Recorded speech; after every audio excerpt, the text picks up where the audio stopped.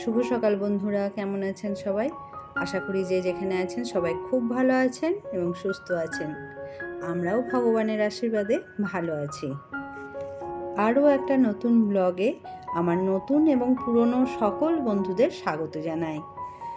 আজ 13ই মে, সোমবার।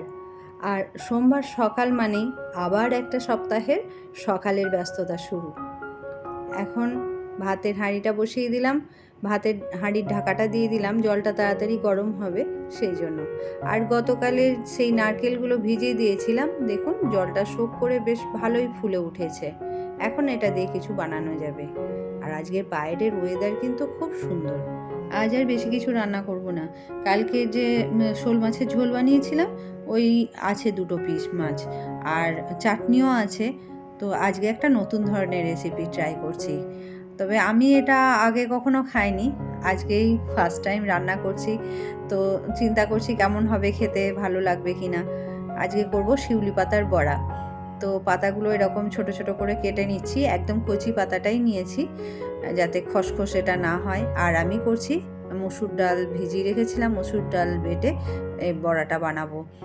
ডাল বাটার মধ্যেই কুচনো পাতাগুলো দিয়ে দিলাম, আর নুন, হলুদ আর লঙ্কা গুঁড়ো দিয়ে দিলাম একটুখানি কালো জিরে। এবার ভালো করে ডালটার সাথে মেখে নেবো। তো শুনেছি শিউলি পাতা বড়া তিতো হয় খেতে, তো সেজন্য কোনো অসুবিধা নেই, খুব বেশি তিতো না হলেই হচ্ছে। তো কেমন খেতে হচ্ছে বা কেমন খেতে লাগলো সেটা তো জানাবো নিশ্চয়ই। তো আপনারা কে কে শিউলি পাতার বড়া এরকম রান্না করেন বা আরও অন্যভাবে কিছু রান্না করেন কিনা কমেন্ট করে কিন্তু অবশ্যই জানাবেন। আপনারা একটা কমেন্ট করলে আমার কিন্তু খুবই ভালো লাগে এবং আমি আপনাদের কমেন্টের অপেক্ষায় বসে থাকি। যদিও সেইভাবে কোনো কমেন্ট আমি পাই না, তবে আপনাদের কাছে আমার রিকোয়েস্ট, আপনারা ভালো লাগুক মন্দ লাগুক কমেন্ট করবেন। তো এখন বড়াগুলো একটু একটু করে দিয়ে দেবো ছোট ছোট, তাতে ক্রিস্পি ভাবটা ভালো হবে। আর ডাল দিয়ে যে কোনো জিনিসের বড়া করলে একটু মুচমুচে ভাবটা ভালো হয়, ওই জন্য ডাল দিয়ে করেছি। বেসন দিয়েও করা যেত, কিন্তু আমি ডালটা দিয়েই করলাম, কারণ মসুর ডাল দিয়ে কোনো কিছু বড়া করলে আমার ভালো লাগে খেতে। এছাড়া শিউলি পাতায় ভেষজ গুণাগুণও আছে। এই পাতা রক্তে গ্লুকোজের মাত্রা নিয়ন্ত্রণে রাখে। শিউলি পাতার রস অল্প গরম করে খেলে কৃমির সমস্যা কমে যায়। এছাড়াও যখন জ্বর হয়, জ্বরের পর যখন আমাদের মুখে রুচি থাকে না, সেই সময় শিউলি পাতার রস কিংবা যদি শিউলি পাতার বড়া খাওয়া যায় এইভাবে, তাহলেও কিন্তু আমাদের খাবারে রুচি ফেরে। তো দেখুন কথা বলতে বলতে আমার বড়াগুলোও ভাজা হয়ে গেল, আর অন্য একটা প্লেটেও তুলে নিলাম। আর দেখুন খুব সুন্দর কালারও এসছে। আর ওকে টিফিনে রুটির সাথে দেওয়ার জন্য একটু বেগুনও ভেজে নিয়েছি, তো সেটা আর ভিডিও করা হয়নি। আর এই সকালবেলাটা না আমার বেশ দৌড়াদৌড়ির মধ্যে দিয়েই যায়, কেননা কাজের চাপটা সকালেই বেশি থাকে।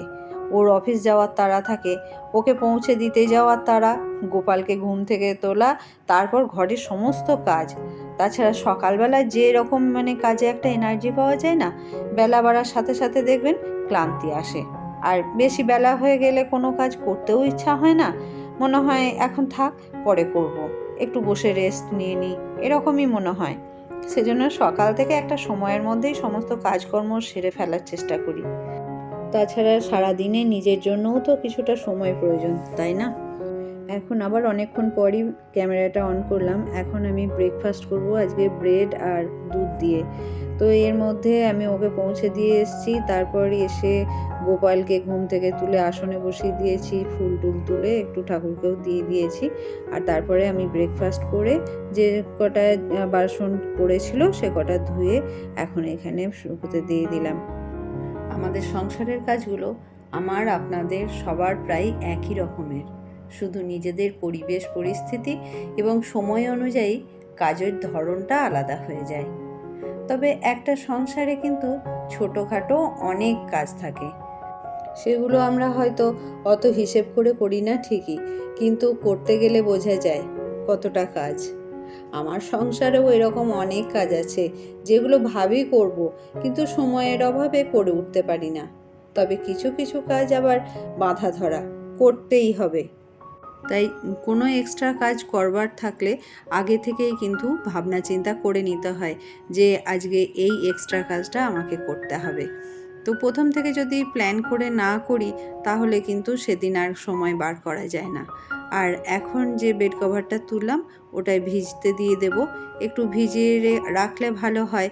এটা ভিজতে ভিজতেই আমি অন্যান্য আরও যে কাজগুলো আছে সেগুলো করে নেব।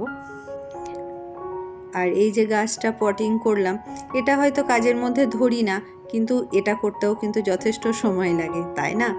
আর এখন বেশ কিছুদিন হয়েছে ইনডোর প্ল্যান্ট লাগানো, এখানে ওখানে ইনডোর প্ল্যান্ট লাগাতে আমার বেশ ভালো লাগছে। যেখানে মানে একটু রাখলে যেন আমার মনে হচ্ছে সেই জায়গাটা অনেক সুন্দর লাগছে দেখতে। জানি না, নেশার মতন হয়ে গেছে ইনডোর প্ল্যান্ট লাগানোটা। তো যাই হোক, আমার খুব ভালো লাগে কোথাও একটু সবুজের ছোঁয়া থাকলে। তো এই এখন বেসিনটাও পরিষ্কার করে নিচ্ছি, আর এই উপরটা পরিষ্কার করার সাথে সাথে নিচটাও পরিষ্কার না করলে না খুব ময়লা হয়ে থাকে, ভালো লাগে না দেখতে। আর আমি পরিষ্কার করার সাথে সাথে এই যে এই স্পঞ্জ প্যাডটা দিয়ে একটু মুছে নিচ্ছি। এটা মুছে নিলে কি হয়, আর এটাতে যেহেতু জলটা শোক করে যায়, খুব সুন্দর শুকনো হয়ে যায়, তাহলে কোনো ওয়াটার মার্ক থাকে না, ওয়াটার স্পটও হয় না। তো এইভাবে করে নিলে দেখবেন বেশ খুব সুন্দর চকচকে একটা গ্লসি ভাব থাকে। আর একেবারে আমি এই পুরো বেসিন এরিয়াটাও পরিষ্কার করে নেবো, মানে কাঁচটা, পাশের তাকগুলো, এগুলোও পরিষ্কার করে নিলাম। তো এখন দেখুন এই জায়গাটা কেমন লাগছে, অনেক বেশি সুন্দর লাগছে, তাই না? সংসারের সমস্ত কাজই আমরা নিজের হাতে করি ঠিকই, কিন্তু সব কাজ করতে যে একই রকমভাবে আমাদের ভালো লাগে এমনটা কিন্তু নয়। এক একজনের এক একটা কাজ হয়তো ভালো লাগে, আবার কোনো কাজটা হয়তো অতটাও ভালো লাগে না। যেমন কেউ হয়তো রান্না বান্না করতে পছন্দ করেন, সেটা তার খুব ভালো লাগার একটা কাজ। আবার কেউ হয়তো ঘর গোছাতে পছন্দ করেন, রান্না বান্না করতে পছন্দ করেন না। কিন্তু আমাদের সংসারের সমস্ত কাজগুলোই ভালো লাগুক বা না লাগুক আমাদেরকে করতে হয়। আর বছরের পর বছর আমরা এই একই কাজ করতে করতে সেগুলো আমাদের অভ্যেসেও পরিণত হয়ে গেছে। এখন বরং নিজেরা না করে নিতে পারলেই কেমন অস্বস্তি ফিল হয়, যেন মনে হয় সারা ঘর বাড়ি অগোছালো হয়ে গেছে। অন্যের ওপর ভরসা করে আমরা কিন্তু সেটা পুরোপুরিভাবে ছাড়তেও পারি না, তাই না? যতই কষ্ট হোক কিংবা একা হাতে করতে হোক, তবুও এই কাজগুলো করেই কিন্তু আমরা শান্তি পাই। আর এখন লাঞ্চ করার জন্য বসে গেছি। আর শিউলি পাতার বড়া খুবই মুচমুচে হয়েছে, কিন্তু ভীষণই তিতো। তবে যাদের তিতো খেতে অসুবিধা নেই তাদের ভালো লাগবে। অনলাইনে কয়েকটা জিনিস অর্ডার করেছিলাম, তো মেনলি ছিল মাস্টার্ড অয়েল, সানফ্লাওয়ার অয়েল, চিনি ছিল, আর ছিল সুজি। এই কটাই জিনিস ছিল, এগুলো একটু অফারে ছিল বলে এগুলো অর্ডার দিয়ে নিলাম, বেশ কিছুটা কম হয়। তো যাই হোক, আজ ভিডিওটা এই পর্যন্তই। যদি আমার ভিডিও ভালো লাগে তাহলে একটা লাইক দেবেন, পারলে অন্যদের সাথে শেয়ার করবেন। আর যদি আপনি আমার চ্যানেলে নতুন হন কিংবা আমার ভিডিও আপনার ভালো লেগে থাকে, তাহলে চাইলে চ্যানেলটা সাবস্ক্রাইব করে রাখতে পারেন। তো দেখা হবে আবার আমার নতুন একটি ভিডিওতে। ততক্ষণ সবাই ভালো থাকবেন, সুস্থ থাকবেন, সাবধানে থাকবেন। আবার দেখা হবে।